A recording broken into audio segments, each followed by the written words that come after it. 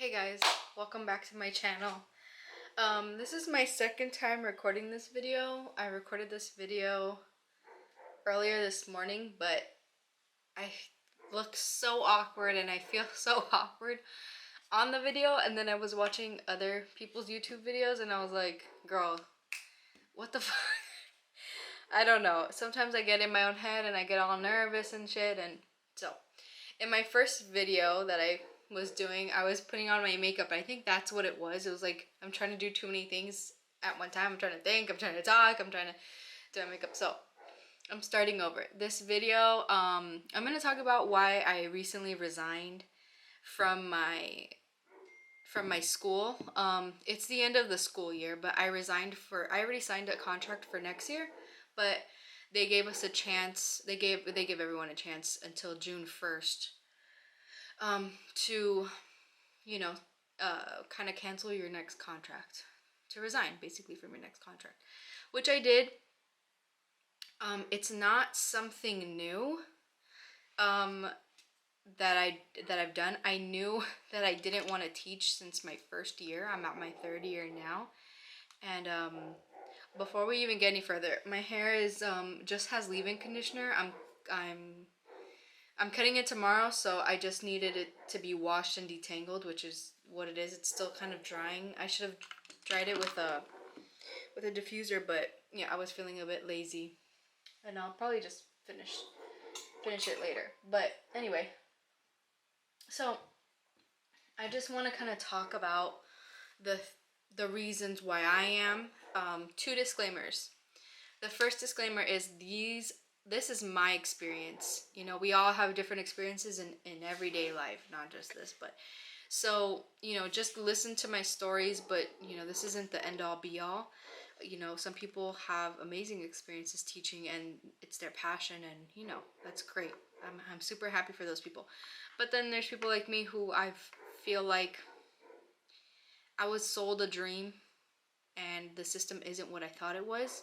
The education system, I'm pretty sure it's the whole United States, because I've been now 2 states. I've taught now in 2 states and it's the same shit. So regardless, so yeah, I want to talk about that. And oh, that was my first disclaimer. This is my experience. My second disclaimer is that just because this video is a bit negative because I'm talking about the downsides of teaching that I've experienced, I am, and you should be too, because you found this video for a reason. Always be grateful for the experiences that you've been put through. I pushed myself through college. I got the degree that I went in for. I found jobs to hold me on, to give me some kind of income. I'm super grateful for the lessons that I've learned through teaching, through being in the public school system, through going to school. So I'm always grateful for all of that. I'm grateful for my family, and all those, I'm super grateful for my experiences, is what I'm trying to say, because I don't ever want to sound like I'm complaining, even though this is like basically a complaining video. But I also just want to inform the realities of teaching and the realities of why I am not going to continue in this profession. So yeah, and the reason why I'm talking about being grateful is I've been reading this book called The Magic. My older sister recommended it to me, and I recommend it to anybody. I was gonna say if you're having a hard time, but not necessarily. I recommend it to anybody to read it and really sit down with yourself to think about everything that you have to be grateful for. Because once you get into a negative hole and you get into a complaining kind of mindset, you slip. And I slipped and I fell pretty hard. I fell the hardest I've ever fallen before. Not just because of my career, but because of different things. But you really do have to keep a grateful mindset. That being said, grab some water, grab some coffee, hot, cold, grab some tea, grab some lemonade, grab some sweet tea, and I hope you stick around for the video. In case you're new here, my name is Casey, and this is gonna be why I resigned teaching and what's next, because not only am I focusing on this, I'm focusing on what's next. if that's interesting to you, stick around, hang out, chat in the comments about your experiences, and maybe you can help somebody out. Maybe we can help somebody out. Okay. The first thing I want to talk about, and the biggest thing, is the violence in school. Let's talk about it like that. A trigger warning, I guess, if talking about like school violence, especially recently in today's time. Whenever I hear, it's gone to the point where whenever I hear news, I hear people talking about it, it can really send me into a spiral. It is very hard to come to terms with, like, your workplace could be that dangerous. I don't know if we understand what I'm talking about, but I don't want to get too deep. I don't want to talk about it too much, you know, because God forbid that happened to me, that God forbid that happened to any of you watching. Doing those drills, those lockdown drills, like, it takes a toll on the kids. They stand up talking about it for days after, and they try and, you know, they don't know the reality of it. So especially in the elementary school level. So then they bring up these scenarios, and like, it really messes with my head. So one of the first things I thought about, where it was like, you know, I'm tired of being this fearful at my place of work.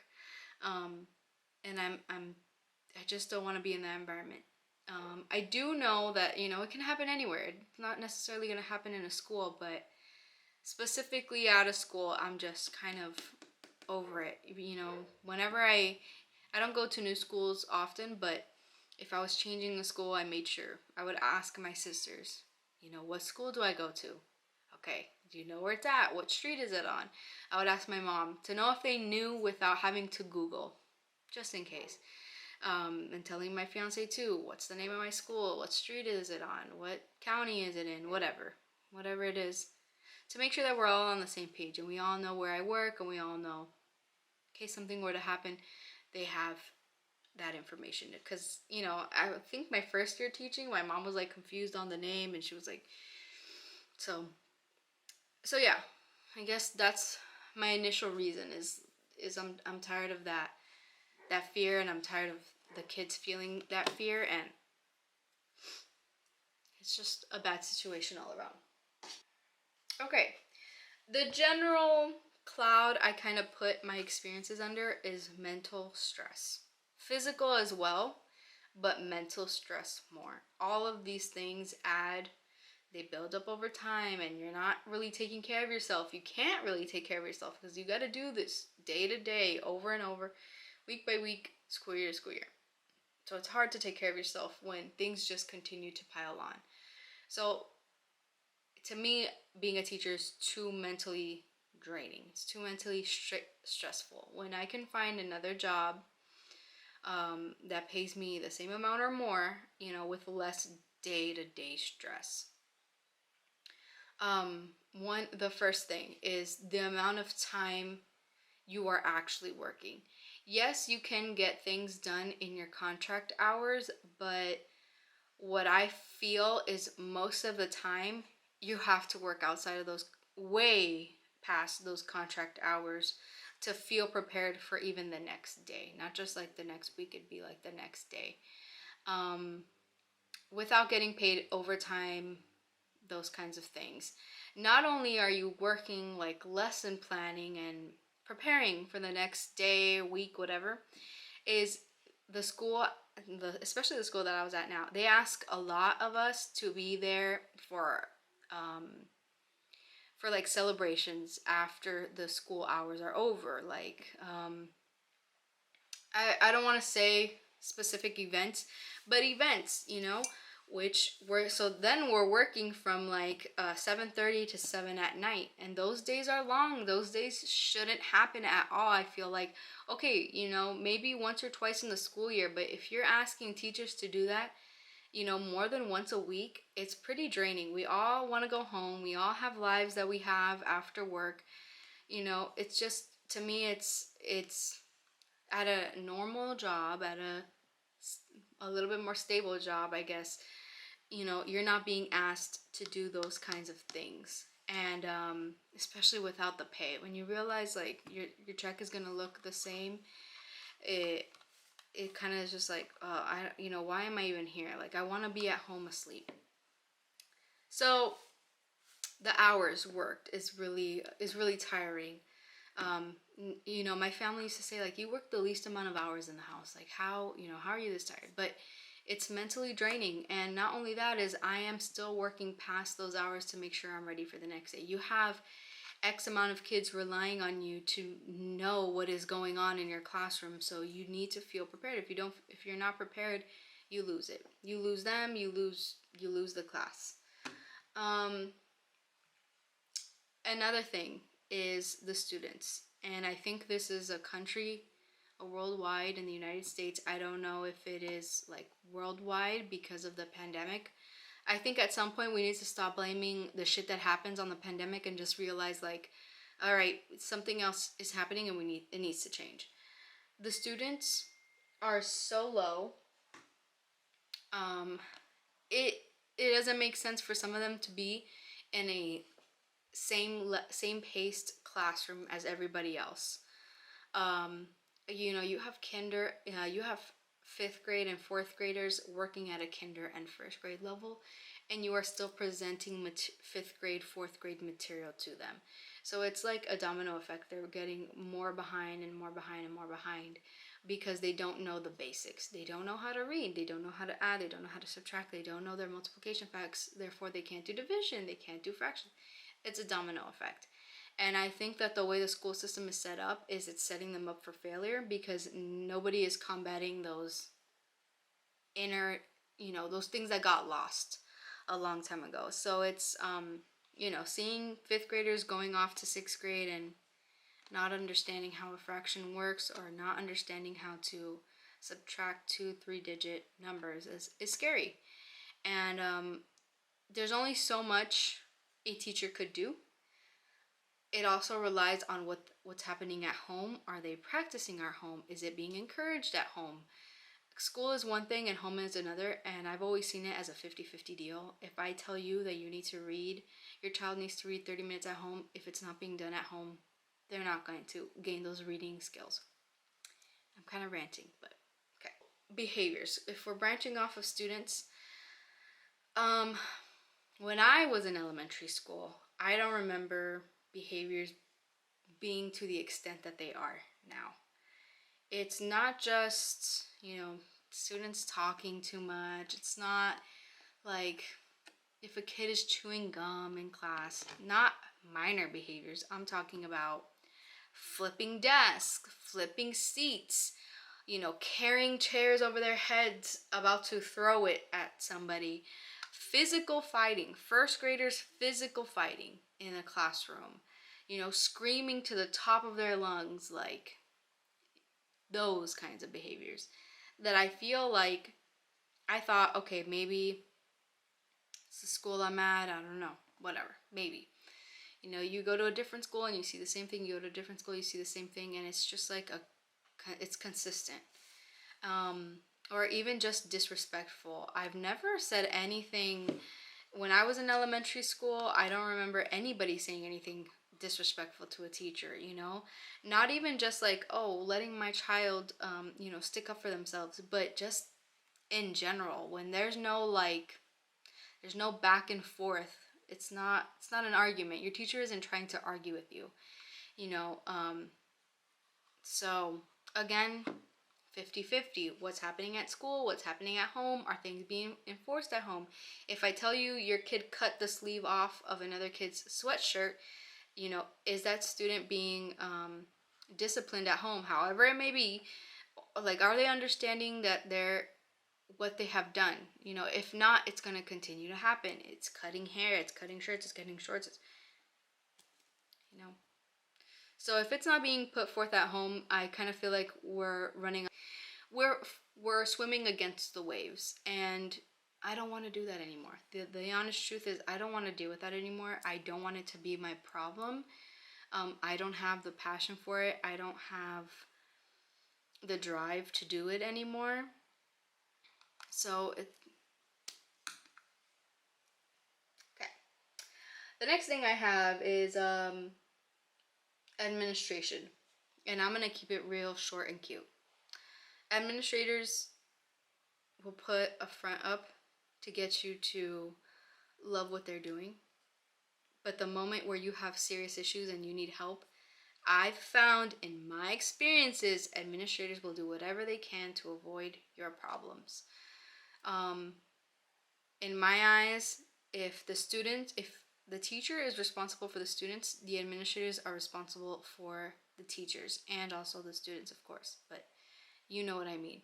So if your workplace is unhappy, if your workplace feels unmotivated, unprepared, unsuccessful in goals and meetings and whatever in the classroom, you are their go-to. You're in an administration position for a reason. You're not there to just sit and look pretty and read data. You're there to support. So then be the support that teachers need. And I don't know if maybe there's administrators out there, but I have never seen an administrator who looks like they knew how to run a classroom. It always is like administrators who found their way out, you know? So that's why I'm kind of like, this is crazy.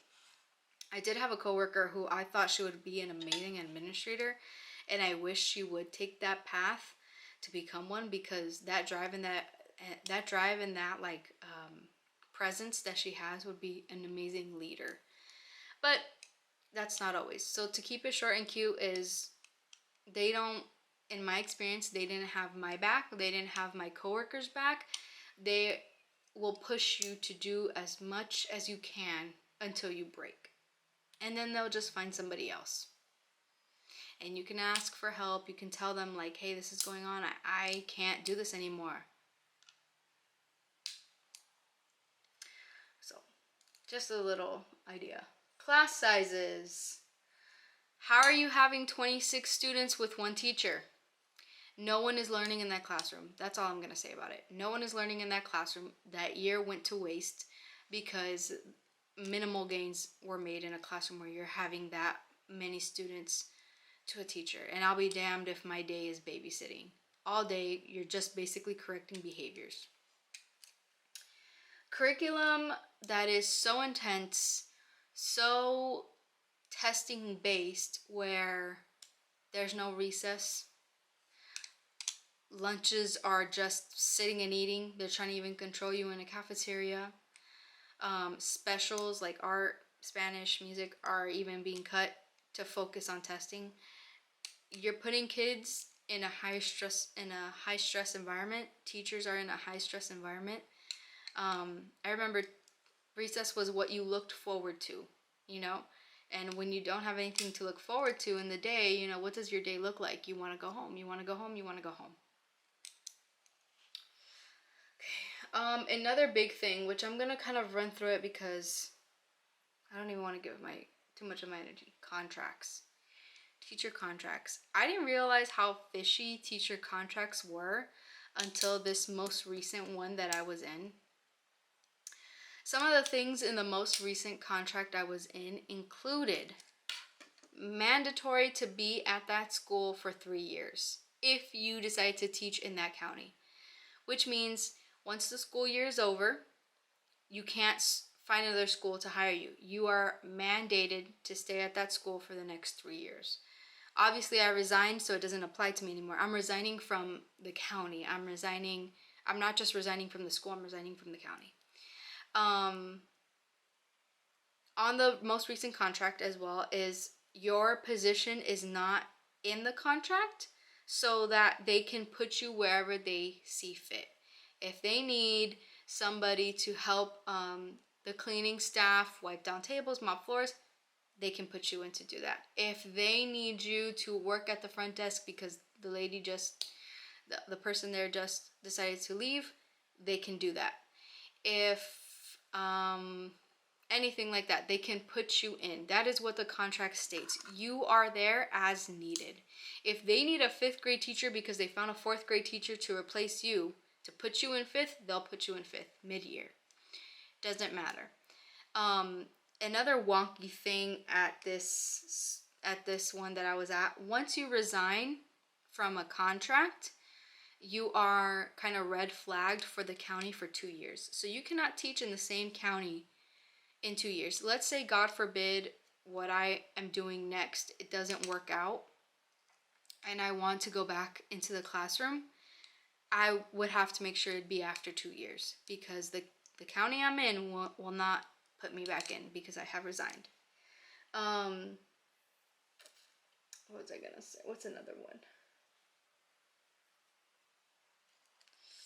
Yeah, I guess for this recent one, I've signed a contract that said,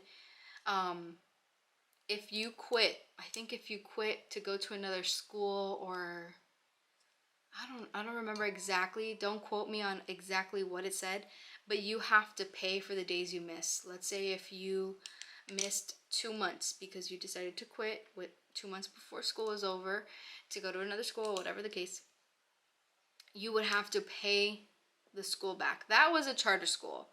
Their contracts are also different, but still, it's still a teacher contract. The other one was, if you resigned, you couldn't move to a school within an X amount of miles radius.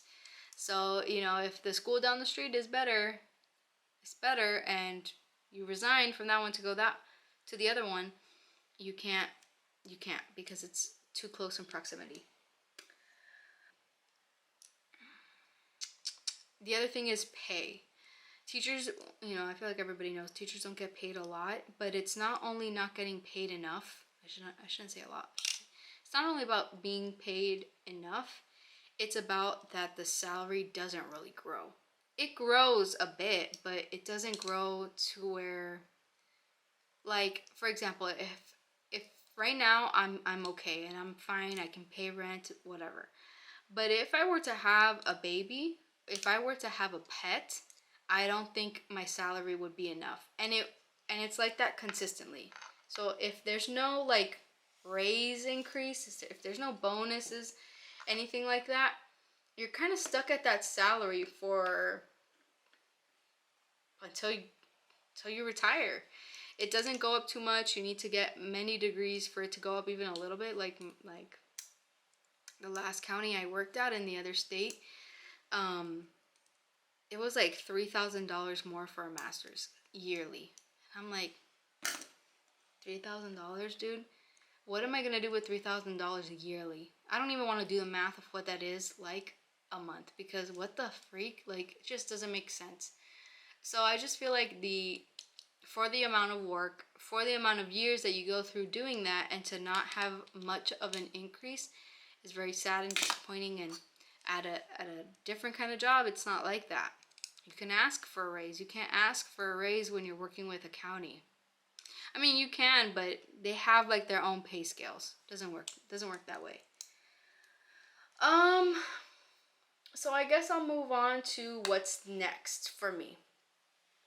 Before I do that, I have seen videos of teachers talking about them resigning and stuff, and most of them that I've seen, they kind of have a plan figured out. I don't have an exact idea of what I'm doing next. I know I need a job. With the skills that I have, I can do. But I'm not looking for a new career yet. I just need to make sure I have an income. So if you are in a similar position like me where you don't know what you're going to do next, that's fine. You have time to figure that out. But I understand. First, we need to just find a job. So the type of jobs that I've applied to are jobs at colleges, universities, as advisors, where you just need a bachelor's. I've looked up program coordinator. I've looked up education coordinator. Make all the accounts. Indeed, LinkedIn, the Google careers.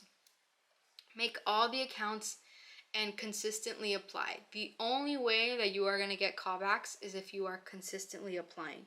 I was getting worried because 2-3 months were passing by and I wasn't hearing from anybody. But eventually I did. I have 3 interviews this week. So it'll come, but you have to be consistent. And you're going to get a lot of no's before you get the yeses. So just consistently apply to jobs. And then we can work on figuring out what we want to do next for the long run, you know? I saw a video of a lady who she was saying that she was a former teacher and now she worked at Costco and she was baking at Costco. And, you know, in the moment I was like, bug it, that might be me too. Like, you know, whatever will give me an income with the least amount of stress, you know? And if that's the case, that's what I would do. I would work in a store until I found a job where, you know, I'm using at least the skills I have. To me, when I came to the realization that teaching wasn't for me, I felt like I lost myself a little bit, because it's what I studied, it's what I initially wanted, and it feels like, it kind of feels like you're useless, you know? And then I realized, like, no, it's just, I just realized what I don't want. And I see older teachers, and I see teachers who are like close to retirement, and they're, you know, they feel happy, but I'm like, I want to be happy now too. I don't want to wait for my retirement to come to feel that kind of joy. I don't want to be in my 30s and 40s, you know, hating my job, hating every day I wake up because I have to go to work. I want to find something that doesn't have to be my passion, but it just makes me happy enough to go, or, you know, makes me happy enough to do what I do, and I don't have to bring that kind of stress home. That is what I ideally want. That's what I think we all should strive for. And if it's still a passion of yours, continue teaching, because, you know, I think people need it now. Kids need it now. Kids need awesome teachers now. Unfortunately, I'm not one of them, and I'm not going to be one of them. I did what I could. I know I've made some. I know I've been a great teacher to a lot of students. That's why we've built so many great connections. I've built so many great connections with former students, but it comes to a point where I am choosing myself in this situation, and I've decided to not go back. Hopefully ever. I guess the only time I would go back is if shit really hit the fan. Hopefully that won't happen though. So, takeaways. You don't need to know what you're gonna do yet. You don't. You just need to find a point A. You just need to find a job, a stable job where you know you can do, like I said, look at colleges, look at universities around you, go on Indeed every day. You need to be applying every day. And secondly, is when you do find that job, there you go. When you do find that job, it's not a time to rest. It's time for us to look for what we want to do, because I don't want to settle in a job. I want to find something that I enjoy doing. I don't, you know. So, and if you're like that, then this is my advice to you. And then also, if you're going through a tough time, find that book, The Magic. I'll see if I can put a picture of it here, or if not, I'll link it down below. It's really taught me a lot, and how to be grateful for everything. And since I've read, it definitely sticks with you. There's not anything that goes by where I'm like, damn it, I'm grateful for this because, you know, this, and it really sticks with you. So don't give up. Comment down below if you have any questions. If I don't know the answer, maybe somebody else who comes across this video will have the answer, but never be afraid to ask, even if you don't feel like it's a good question, you know, just ask anyway. If there's any way we can help, if there's any way I can help, you know, you're not in this alone. If you're trying to get out of the career you're in, you're really not in this alone. And I hope some of this video resonates. So yeah, have a great day. Don't be sad. Don't be sad. I'm not gonna be sad if you don't be sad. Have a great rest of your day. Enjoy yourself. If you're a teacher about to go on summer break, it's fucking lit. Let's do this. But anyway, anybody else, have a great rest of your week. It's time to start being grateful for the things that we do have and for the things coming to us. I didn't. I'll see you guys in my next video. So Oh, let me do a thumbnail because I always forget that. Why I quit teaching.